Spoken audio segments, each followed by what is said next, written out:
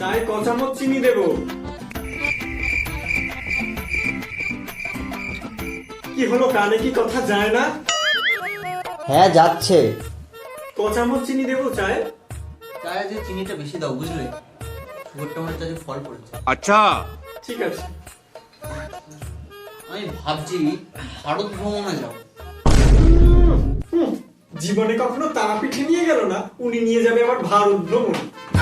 আহা, তারাপীঠ কত দূর, যেতেও কত গাড়ি পাল্টাতে হবে। হ্যাঁ হ্যাঁ, দূর বলো না, বলো টাকা খরচ হবে। কৃপণ কোথাকার। উনি ভারত ভ্রমণ করবে, তাতে কোনো টাকা খরচ হবে না, আর আমাদেরকে এখান থেকে এইটুকু নিয়ে যেতে হলে ওনার পকেট ফুটো হয়ে যায়। যত সব। এই শুরু হয়ে গেল, কখন যে শেষ হবে জানি না। আই আই আই আই, তুমি আমায় কি বললে? ওই কিছু না তো। না না, তুমি আমায় এফএম বললে না? নেই যখন ফেলেছো তখন আমাকে জিজ্ঞাসা করছো কেন? সকাল সকালে তো চিল্লাচ্ছ কেন? আমি কি আর সাধে চাচাচ্ছি, তোর বাপটার পিছনে চাচাচ্ছি। কৃপণ কোথাকার আমাকে বলে কিনা আমি এফএম। ঠিকই তো বলেছে। কি? আমি বলছি তুমি ঠিকই বলেছো, বাবা খুব কিপটে।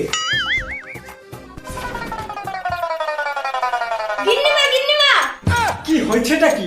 গিন্নিমা বাজার নিতে রাখবো কোথায়? বাজার আমার মাথায় রাখ।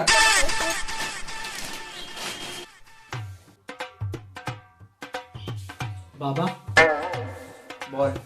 মার সকাল সকালে তো মাথা গরম কেন? আর বলিস না, আমি শুধু বলেছি যে ভারত ভ্রমণ করি, ব্যাস শুরু হয়ে গেল। আমি কি পড়, আমি কোথাও ঘুরতে নিয়ে যাই না, আরো কত কিছু বললাম। এই তোমরা দুই বাপ বেটা মিলে কি ফুসুর ফুসুর করছো গো? কই কিছু না তো। কিছু না তো, বাপটার সামনে গিয়ে দাঁড়িয়ে আছিস কেন? মা বলছি এসব বাদ দাও, আমার খিদে পেয়েছে, আমাকে খেতে দাও, আমি আবার বেরোবো। আমি কোনো রান্না বান্না করতে পারবো না।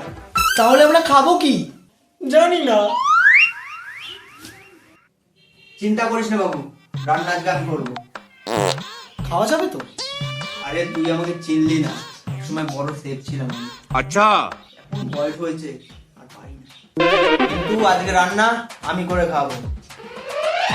বড় মি পচা বাজার একটা নিয়ে আয়।